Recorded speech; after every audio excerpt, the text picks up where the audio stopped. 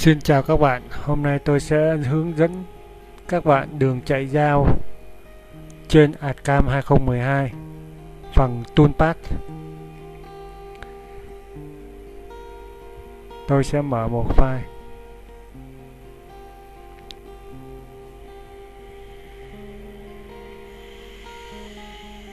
Trong quá trình chúng ta chạy, phay các chi tiết, phay các sản phẩm của chúng ta trên cái mặt phẳng 2D, tạo rãnh hay là tạo mộng hay là tạo bất cứ cái gì trên một mặt phẳng mà phần máy có thể chấp nhận cho chúng ta chạy, thì chúng ta lưu ý.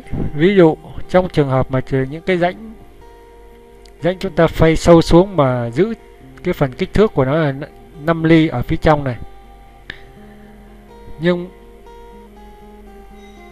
nhưng mà trong cái phần mà công cụ á,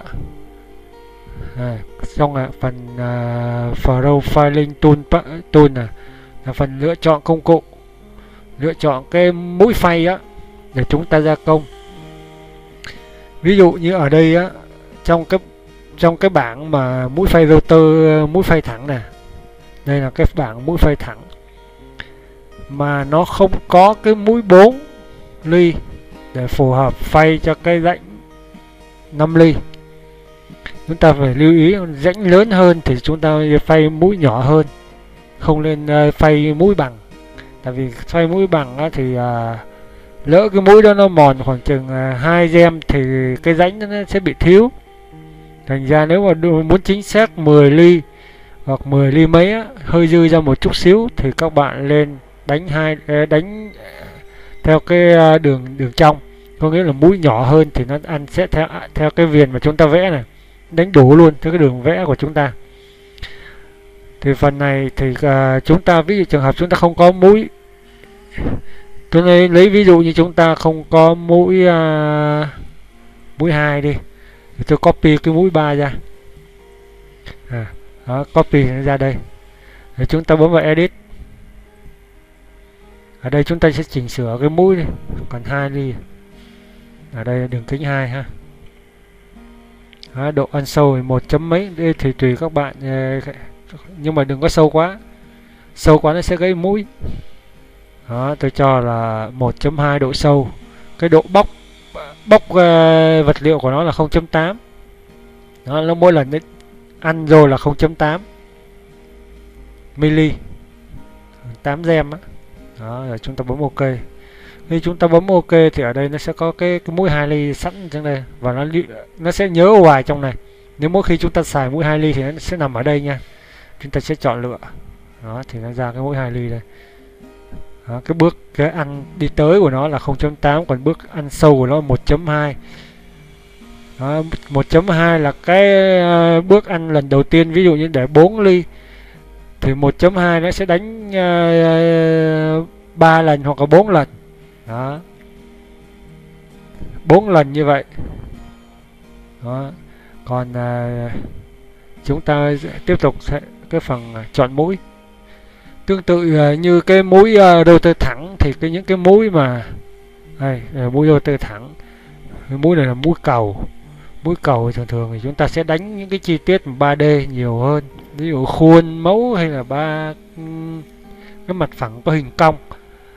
Đó, hình cong, hình như mặt ghế hay là tựa ghế gì đó.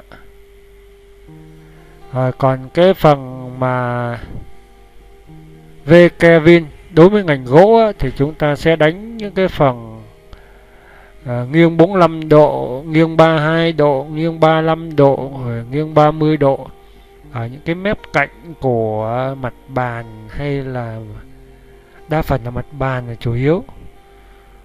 Đó, hay là cắt chữ là những cái này là những cái mà tôi đang nói cho các bạn là những cái thông dụng.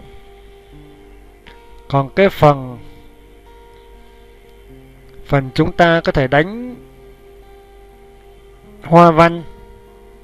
Đó, thì đa phần là chúng ta sẽ xài những cái mũi mà đó, như mũi này, những cái mũi này, mũi Colicon.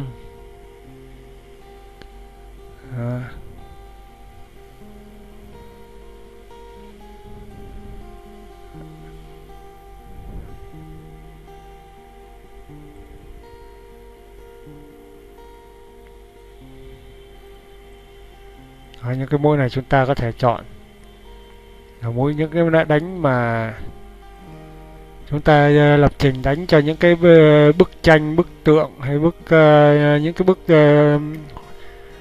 họa điêu khắc á. Đó, thì chúng ta đánh bằng cái mũi này.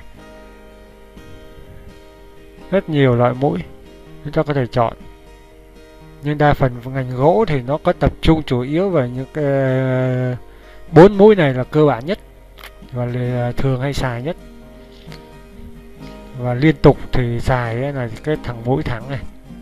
Đó, cái mũi thẳng này, từ mũi 3 cho tới mũi 12, 14, 16 gì đó là hay xài nhất để tạo rãnh rồi khoan. Rồi, ok, các bạn lưu ý cái phần mà chọn mũi. Cảm ơn các bạn đã theo dõi.